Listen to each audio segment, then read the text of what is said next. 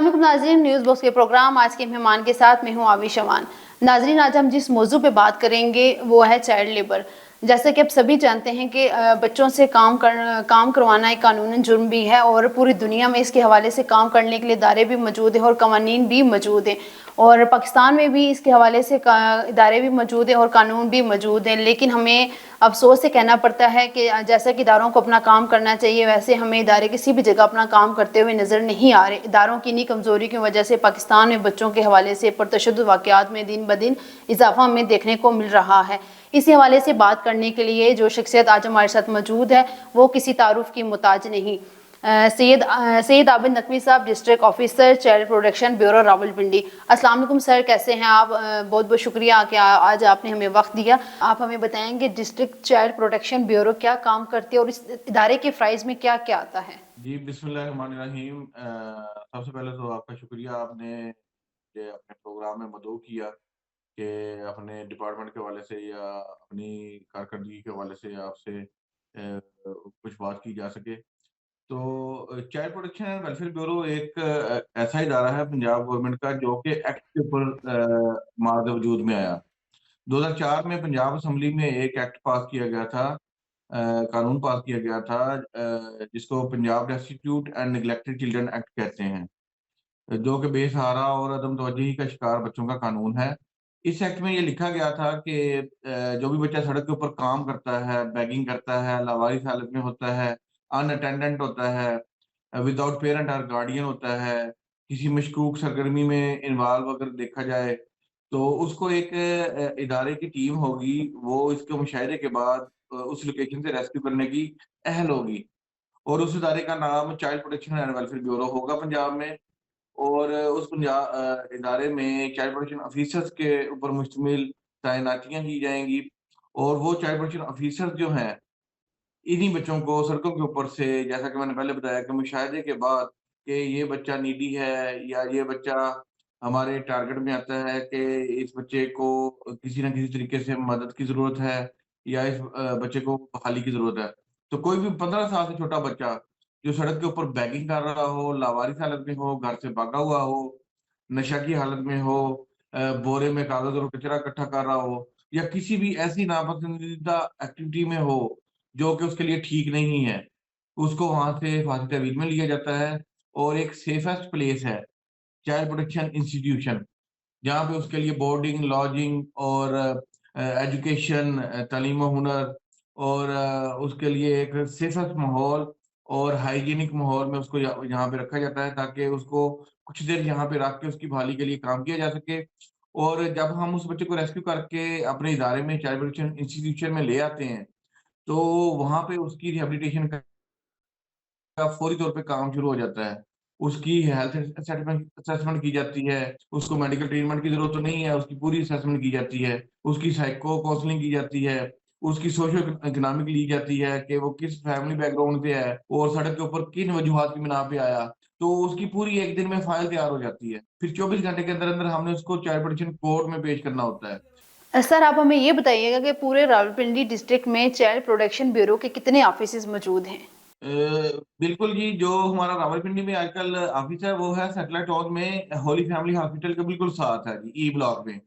तो उसके अलावा हमारा कोई ऑफ़िस नहीं है पिंडी में, पिंडी डिवीज़न को हम इधर से बैठ के ही डील कर रहे हैं। पिंडी जो सिटी है, सिटी एरिया में हमारे डेली बेसिस के ऊपर रेस्क्यू ऑपरेशन होते हैं, जिसमें हम इन्हीं कैटेगरीज़ में जो इन्वॉल्व किए जाते हैं बच्चे, मज़मूम मकासद के लिए समाज दुश्मन अनासर की तरफ से। तो ऐसे बच्चों को हम सिटी से डेली बेसिस पे रेस्क्यू कर रहे हैं और ओवरऑल हम जो हेल्पलाइन है हमारी चाइल्ड हेल्पलाइन 1121, उसके ऊपर बच्चों के इस्तेसाल के हवाले से, बच्चों को तशद्दुद के हवाले से, बच्चों के साथ अगर ज्यादती का कोई वाक़या होता है तो उसमें हम पूरे डिवीज़न को डील कर रहे हैं। जिसमें अटक, जेहलम और चकवाल हमारे नेटिव डिस्ट्रिक्ट्स आते हैं, रावलपिंडी डिवीज़न के और बरी का एरिया भी। तो वहाँ से अगर कोई हेल्पलाइन कॉल आती है किसी बच्चे के ऊपर ज़ुल्म की, मीडिया के ऊपर कोई रिपोर्ट चलती है किसी बच्चे के ऊपर ज़ुल्म और ज़्यादती की, तो हम डिवीज़न में पूरे डिवीज़न को उस हवाले से डील करते हैं। लेकिन जो बैगिंग और जो कैटेगरी जो बच्चों की हम रेस्क्यू करते हैं सड़क के ऊपर से, वो हम पिंडी सिटी में सिर्फ रेस्क्यू करते हैं। लेकिन जो हेल्पलाइन है, जो बच्चों के ऊपर ज़ुल्म की हेल्पलाइन है, बच्चों के इस्तेसाल की हेल्पलाइन है, जो ज़्यादती का कोई इश्यू हो, डोमेस्टिक वायलेंस का इश्यू हो, तो वो हम पूरे डिवीजन को डील कर रहे हैं। लेकिन सर देखने में ये भी आ रहा है कि पाकिस्तान में चाइल्ड लेबर जो है तो वो बहुत ज़्यादा है, और बच्चे जो है मुख्तलिफ जगहों पे बहुत ज़्यादा काम कर रहे हैं। और अगर हमें किसी ऐसी जगह जहाँ पे बच्चों के साथ कोई ज़्यादती हो रही है तो इस हवाले से हमें किसको कहाँ इन्फॉर्म करना चाहिए, और इसके अलावा ये भी सर बताइए कि हमें कि जो लोग इन सरगर्मियों में मुलविस होते हैं या बच्चों के हवाले से वो पुरतशद्दुद वाक़यात में मुलविस होते हैं तो उनके खिलाफ क्या एक्शन बनता है और हमें उसके बारे में कहाँ इन्फॉर्म करना चाहिए। ये बड़ा आपका अहम सवाल है, और इस सवाल से काफी आपको मेरी तरफ से अच्छे आंसर मिलेंगे और आपका माइंड क्लियर होगा कि चाइल्ड प्रोटेक्शन ब्यूरो क्या काम करता है। हमारी आजकल जो चेयरपर्सन है सारा अहमद, वो बड़े अच्छे तरीके से उन्होंने उनके विजन के मुताबिक हम चाइल्ड प्रोटेक्शन ब्यूरो के मकासद को लेके चल रहे हैं। तो उनका फोकस भी इन्हीं चीज़ों के ऊपर है। तो इनिशियली मैं आपको बताता चलूँ कि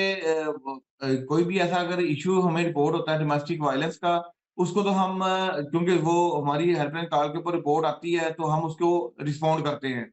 लेकिन इनिशियल जो आपने क्वेश्चन ये पूछा है चाइल्ड लेबर का,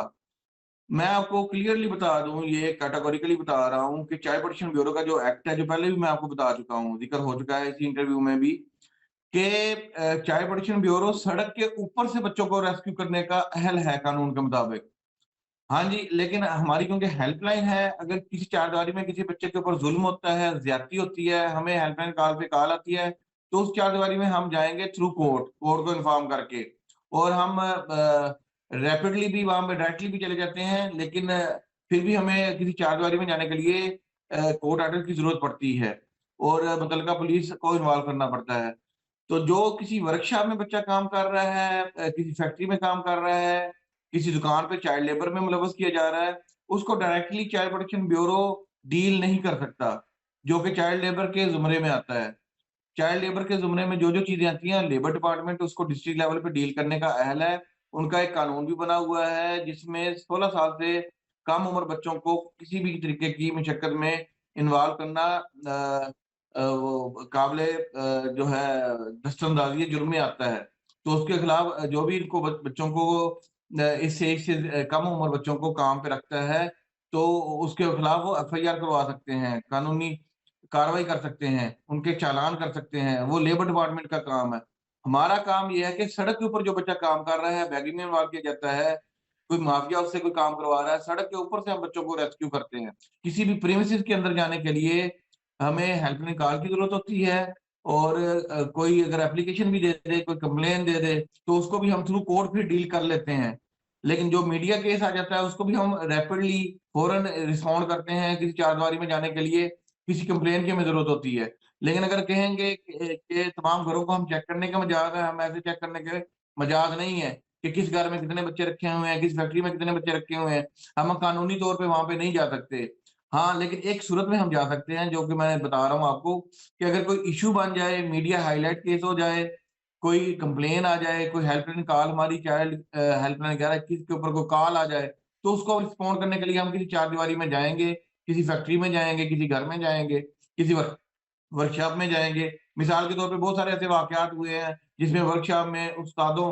की तरफ से अपने शागिर्दों को मारने के वाक़यात हुए, मदरसों में मौलवियों की तरफ से, कारियों की तरफ से बच्चों को मारने के वाक़यात हुए। उन सब में हमने फ़ौरन रिस्पॉन्ड किया, बच्चों को हिफाज़ती तहवील में लिया, जिस-जिस किस्म की उनको मदद की ज़रूरत थी, वो हमने उनको दिया। हेल्थ के इश्यूज़ से या मेडिकल के, या जो बच्चा तशद्दुद का शिकार होता है, उसको मेडिकल ट्रीटमेंट की भी ज़रूरत होती है। उसके साथ-साथ फिर कानूनी कार्रवाई के लिए उनको मेडिकल एड की भी ज़रूरत होती है, एफआईआर दर्ज करवाने के लिए पुलिस के साथ भी फिर हमारा लाइज़ान होता है, तो फिर हम उनकी पूरी मदद करते हैं। तो लेकिन हम यही मैं क्लियर करना चाह रहा हूँ कि चाइल्ड लेबर में जो चीज़ें आती हैं डायरेक्टली, हम डायरेक्टली चाइल्ड लेबर को डील नहीं करते। सर बच्चों के रेस्क्यू के हवाले से तो आपने हमें बता दिया, लेकिन मेरा सवाल आपसे फिर भी ये बनता है कि जो लोग बच्चों से काम करवाते हैं या तो पुरतशद्दुद वाक़यात में वो लोग मुलविस होते हैं, इस हवाले से आप लोग उनको कोई सज़ा भी देते हैं या नहीं? जी, बिल्कुल, बिल्कुल, ये सेगमेंट मिस हो गया पिछले आंसर के सवाल के आंसर में ये आना चाहिए था, तो स्किप हो गया, लेकिन ये बड़ा अहम सवाल है। तो जितने भी हमने बच्चों को रिकवर किया है, हमने उनके ऊपर एफआईआर दी है, मुकदमा दर्ज करवाए हैं, और लोगों को फैसलाबाद में एक बच्चे के ऊपर चाइल्ड प्रोटेक्शन ब्यूरो ने तशद्दुद के बाद एक्शन लिया था, और बड़ी वो सेटल्ड फैमिली थी, और बड़ी मतलब अकरबा परवरी वाली फैमिली थी, लेकिन वहाँ पे उनको 1.5 लाख जुर्माना और 10 साल कैद करवाई गई है, सेंटेंस उनको करवाई गई है। यहाँ पे एक स्कीम 3 में इश्यू हुआ था, बच्ची किन्जा थी, फैसलाबाद से लाके उन्होंने यहाँ पे रखा हुआ था, उसके ऊपर जुल्म किया था और डॉक्टर मोहसन नामी मुल्ज़िम था और उसकी मिसेज़ थी। उसको हमने 3.5 माह तक जुडिशियल लॉकअप में रखा था, उसकी बेल नहीं होने दी थी। इसके साथ-साथ अब रूटीन में भी जो जितने बच्चों के ऊपर जुल्म होते हैं, जितने बच्चों को हम रिकवर करते हैं घरों से, वर्कशॉपों में, जुल्म के बाद, किसी कंप्लेन के बाद, हेल्पलाइन 1121 पे कॉल के बाद, उन सब के खिलाफ हम मुकदमा दर्ज करवाते हैं और उनके खिलाफ कानूनी कार्रवाई की जाती है। उनको मतलब जो भी हमारा कानून है उसमें 5 साल की कैद है और 1 लाख तक जुर्माना हो सकता है और दोनों सज़ाएँ भी हो सकती हैं। तो इस तरीके से हम अभी हमारी एक ड्राइव भी चली हुई है जो कि बच्चों से भीख मंगवाते हैं। हमने इसी माह के दौरान अक्टूबर-नवंबर में हम तकरीबन 20 से ज़्यादा एफआईआर उन लोगों पे भी करवा चुके हैं जो बच्चों को सड़कों के ऊपर भीख में इन्वॉल्व करते हैं और अपने मज़मूम मकसद के लिए इस्तेमाल करते हैं। तो ये अब थोड़ा-सा हमने इसको दूसरे तरीके से लेना शुरू किया है। जो बच्चों को सड़कों के ऊपर भी लेके आते हैं, उनके खिलाफ भी हम मुकदमा दर्ज करवा रहे हैं। तो अगर किसी बच्चे के ऊपर ज़ुल्म होगा या उसकी रिपोर्ट होगी, तो उसके खिलाफ भी ऐसी ही कार्रवाई की जाती है, उनके खिलाफ मुकदमा दर्ज करवाए जाते हैं और उनके खिलाफ जो भी करार वाक़ई सज़ा बनती है, कोर्ट के ज़रिए करवाई जाती है। सर, मेरा आपसे आखिरी सवाल ये है कि district child protection bureau Rawalpindi में इस वक्त कितने बच्चे मौजूद हैं और उनकी उम्रें क्या-क्या हैं? अभी हमारे पास आज की डेट में 72 बच्चे मौजूद हैं और